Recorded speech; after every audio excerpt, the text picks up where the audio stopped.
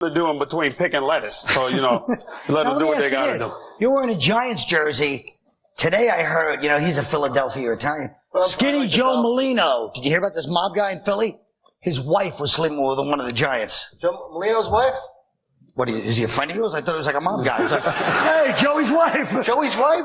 Yeah. She stood up the Giant? It was a big scandal today. It was in the paper. She's done. She's in the river, that bitch. Oh,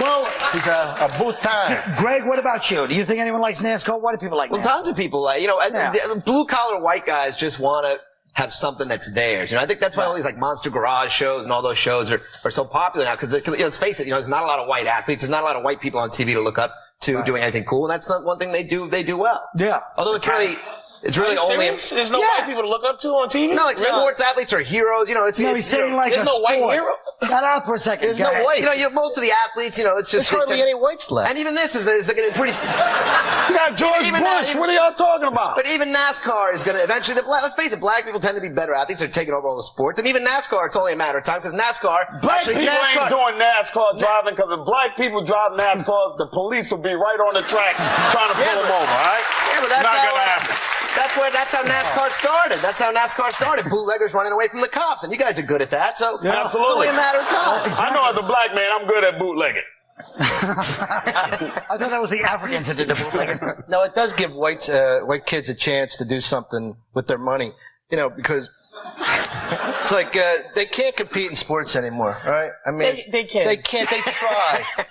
Foreign whiteys, they pretty good. Yugoslavians can play some.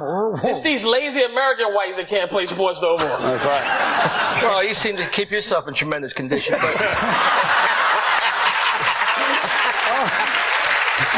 me tell you something. Colin, I don't like the way you didn't defend me on this one.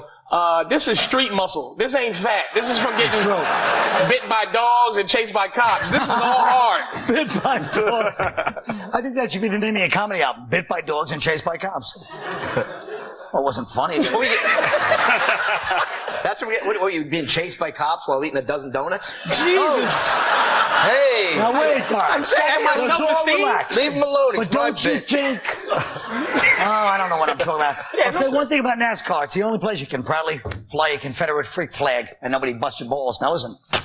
Good point. Oh, I break out my old linen skinny shirt from the 70s. Oh, gee, thanks. See, NASCAR is just like, ugh. Well, NASCAR, I don't know. NASCAR people do love it. And it's proof that if you have enough beer in you, anything is fun. Like, what have we been watching all these years? Well, look.